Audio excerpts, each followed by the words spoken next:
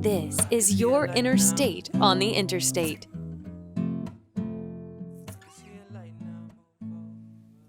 Hi, welcome to Your Interstate on the Interstate. I'm Paulette, and you're going to get to know a lot more about me in future episodes. But for now, we'll just say I have quite a wide range of experiences. I've lived in a lot of different countries. I was born in the US, I'm half Filipino, and I'm currently based in Peru. So we'll get more into me later. This podcast started from an idea that I had some years ago, and it was because I noticed that people that I knew who I thought to be super mindful and peaceful, just good-hearted, kind people, would really transform once they got behind the wheel. And that really surprised me. And there was a point where I had to do a commute, and it was the same rush hour commute. There was all this time, and it was after I had spent some time at a monastery in France, and I'm sure I'll get into that more at another time. But part of the practice that I learned was about being mindful wherever you were. Like, it didn't matter if you were in the middle of a bustling city or if you were in a cave somewhere. But that to be able to apply the same kind of mindfulness wherever you are, that's the real test of whether you can be mindful. So I remember thinking, okay, I could get really annoyed at having this long drive where I'm stuck in rush hour traffic, or I could walk the walk. And I remember I would take those, I think it was like an hour and a half each way driving time, and I would just watch my mind. And by the end of this period of time, I learned how to transcend road rage. I learned that I could, in fact, be mindful in crazy situations, and that driving didn't have to be stressful. Being in rush hour didn't have to be stressful. Being in a crowded place didn't have to be stressful. I could actually find a way to be peaceful and actually smile and enjoy the process. So I always dreamed of having a podcast about this. So I had actually drafted and scripted out, I don't know how many episodes, with the idea that this was going to be all about road rage. But then this coronavirus thing seems to have taken over the consciousness and the awareness of what people are paying attention to right now. And so I thought, well, with any sort of meditation practice, you work with what you have, you work with what's in front of you. It's not about thinking that you have to be in a cave in the middle of nowhere in order to be mindful, but walking the walk wherever you are. And can you be mindful with whatever's happening around you? So I realized that this situation has brought up a lot of anxiety for a lot of people. And this is going to be addressing that. This is really about addressing how to watch your mind, how to connect with your emotions, how to feel things, and how to deal with it, how to navigate these difficult times. And not just this specific difficult time, but how to really apply this in your life. And I do believe that life is never going to be the same after this, and that's okay. So I'm also going to tell you a bit about my sister. I want to talk about my sister because to me, she's like my target audience in that, she grew up in this modern culture that we're a part of, and she's type A plus personality. I just made that up. She is a doctor. She does emergency pediatrics. She's a mother of 2, and she's getting her MBA, and she's an entrepreneur. She's doing everything by the book, as society has told her, in a way. Like, these are the things to achieve. But society and our education hasn't really taught us what to do when you're feeling overwhelmed, or how to deal with anxiety. She told me that a couple of days ago, what she was surprised with at work, which again is emergency pediatrics, was that a lot of kids and younger people were coming in having anxiety and panic attacks, and they didn't know what to do with it. And when I told this to my friend, she was like, and their parents don't know what to do? And I just realized, wow, this is really something big. Our children don't know how to deal with anxiety, how to deal with uncertainty, and their parents also probably don't know how to navigate the unknown.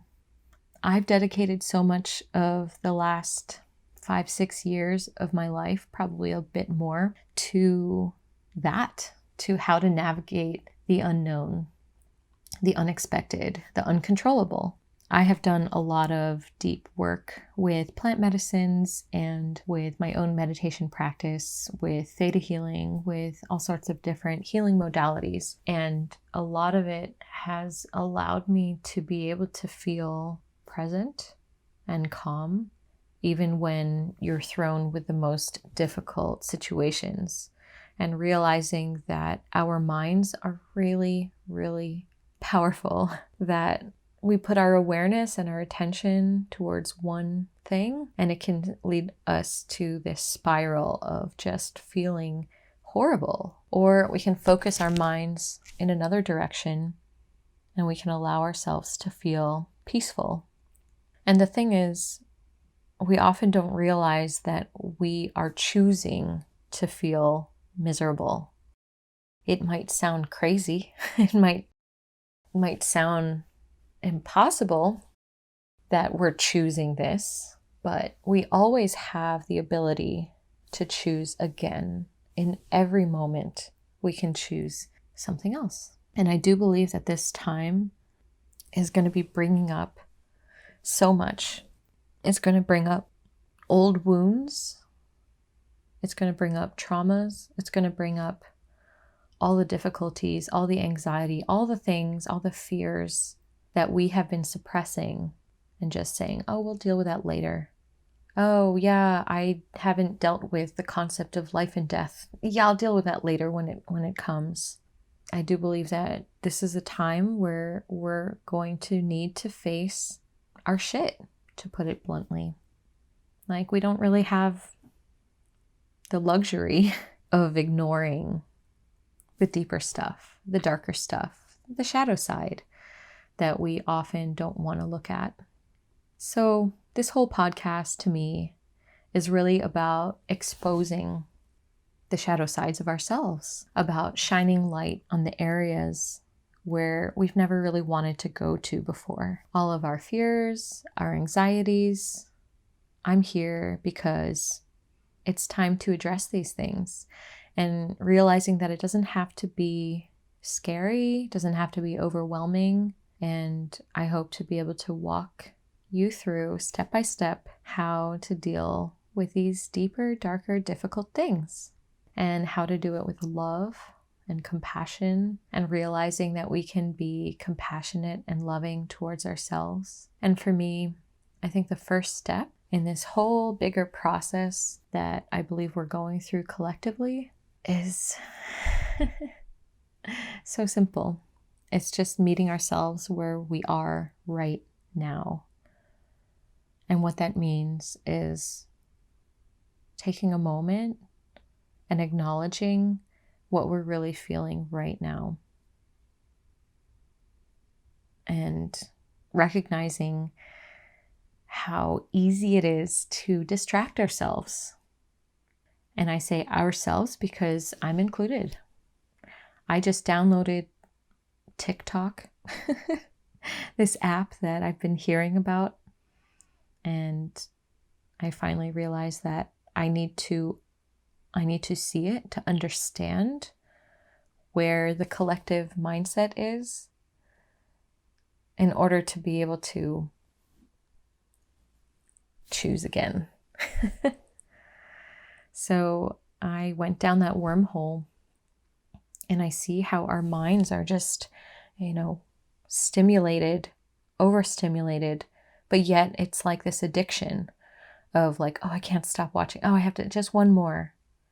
And our minds work like that. That's kind of how our brains have been trained to be, is to be looking for the next thing, looking for the next stimulation, the next hit of dopamine, whatever is going to make us feel good in the moment. And recognizing that, that only lasts in the short term. And eventually we come to a point where we need to take a pause and to meet ourselves here and now, So I invite you right now, and it's an invitation to myself as well. Right now, we're gonna together take a few deep breaths.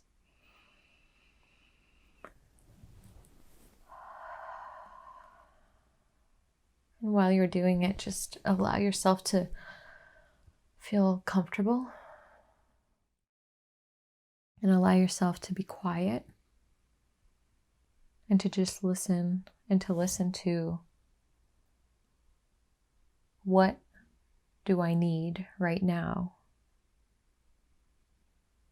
We'll start with the body. So in your silence, in your listening to your body, what does your body need? If your body could speak, what would it ask of you right now? Okay, we'll do this for 1 minute, and I'll let you know when that minute is up.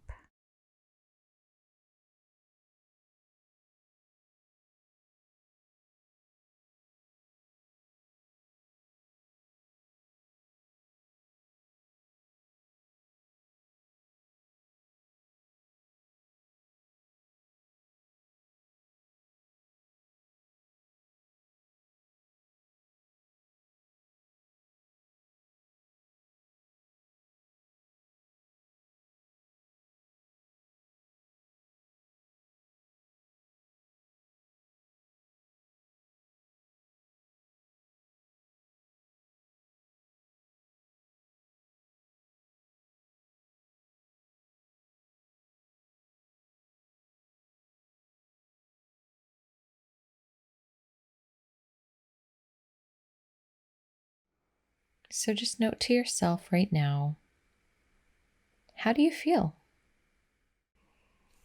For example, mine says stretch, especially my neck. I often notice that I stretch my neck out forward in order to look at different devices. Even when I'm driving, I notice that I crane my neck forward.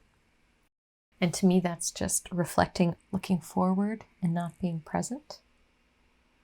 So my body's telling me to stretch my neck a bit and to hydrate. And I would love if you'd share with me, what is your body telling you that you need? I'm going to pause this because my computer's really loud right now. You know, I'm actually not going to pause this because what's happening with my computer right now is a perfect metaphor with what is happening to me and probably to a lot of people right now, which is I have a lot of apps open. I have a lot of tabs open in my Google Chrome, and that is overloading the CPU. And honestly, that is, I believe, what is happening in a lot of our brains right now. As I mentioned, we are overloaded with content. We're overloaded with thoughts. We're overloaded with any way, shape, and form to distract ourselves from being present. And we get burnt out. So I'm one by one closing all of the apps that have been open. And as I'm doing it, I'm not closing Adobe Audition right now, but as I'm closing all the other ones, it's like a feeling of relief, realizing that I've been holding on to so many different thoughts simultaneously. And that's how it feels like when you have all these different apps open and you look at your monitor. And our brains are like that, you know. We think of a thought and kind of hold it subconsciously somewhere. Think of another thought, think of another thing. Oh, there's another thing I have to do. There's another thing. Oh, I have to talk to this person. I have to reach out. Oh, I have this. And honestly, that gets overwhelming. So we can first recognize where you're at. You know, do you have too many apps open in your mind? Do you have too much happening right now? What right now can I let go of? What right now can I just say, I'm going to do this later. I can set this aside completely right now and allow yourself to do it and allow yourself to feel. Okay, so you've listened to what does your body need? And now let's listen to the mind. And we're going to listen to the mind as a witness. Okay, we'll do this for 1 minute and I'll let you know when that minute is up.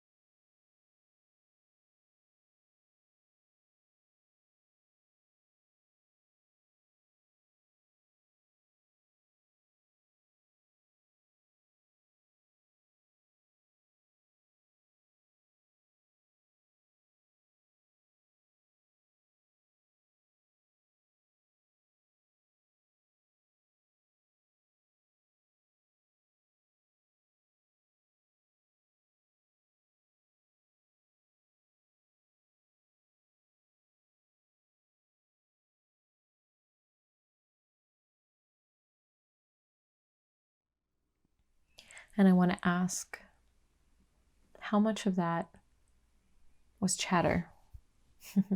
And how much of that did you get silence, stillness, presence? I remember the first time that I went to a Vipassana meditation, which is a 10-day silent Vipassana retreat. And every day you meditate, I don't remember, 8-10 hours a day. And the very first meditation, I couldn't keep my mind still for 1 minute.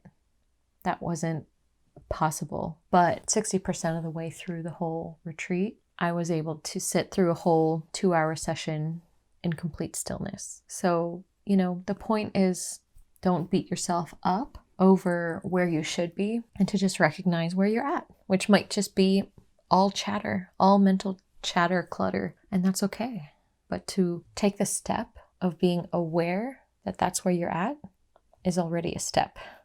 So the last thing I'd like to do is listen to, where are your emotions? For some people who aren't used to doing this, a lot of people are used to kind of numbing from actually feeling emotions. You might not even feel anything. And to recognize that that's okay, because even taking this intention to do that is starting to open up the space. So we're going to do that now. Allow yourself to just feel whatever feelings are flowing through and see if you can identify or not, or just witness things moving. Emotions is actually just motion. It's molecules that are flowing through your body. So just be aware of it. So let's take a minute now.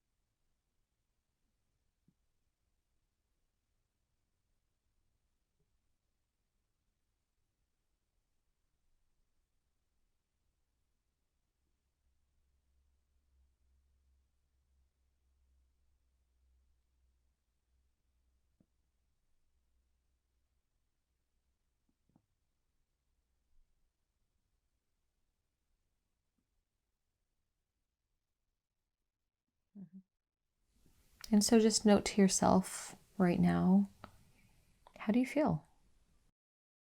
Okay. So I think that was a great start for now. Thank you so much. I have so much gratitude for everyone who has joined me today, and I really look forward to sharing more with you in the future. I think that it's going to be a really interesting journey because I honestly don't know where this whole podcast is going to go. I mean, it started off as an idea that was supposed to address road rage, and that whole concept has been turned upside down, and that's okay. And it was called Your Interstate on the Interstate. And I realized once the coronavirus, COVID-19, started to become major news that it was actually about your inner state on the interstate of life. And you know what? I'm okay with that, and I'm okay with this journey. And just like we were talking about before, the unknown and the uncertainty, I think it's kind of perfect that the direction of this podcast and what every episode is going to be has so much uncertainty. And the benefit of that is that it means that I can be open to receiving the inspiration of what really needs to be said, that I don't have to be stuck in a box of what my original idea was. And I hope that you can start to tune into that space of possibility, that space of potential, because I really do believe that that's where the best of us lies. So have a wonderful day or a wonderful evening or whatever time of day in whatever part of the world you're in. Sending you love. Bye for now. Thanks for listening to Your Inner State on the Interstate. For more information, visit yourinnerstate.love. It's falling to wind on your face now. Stand in place now.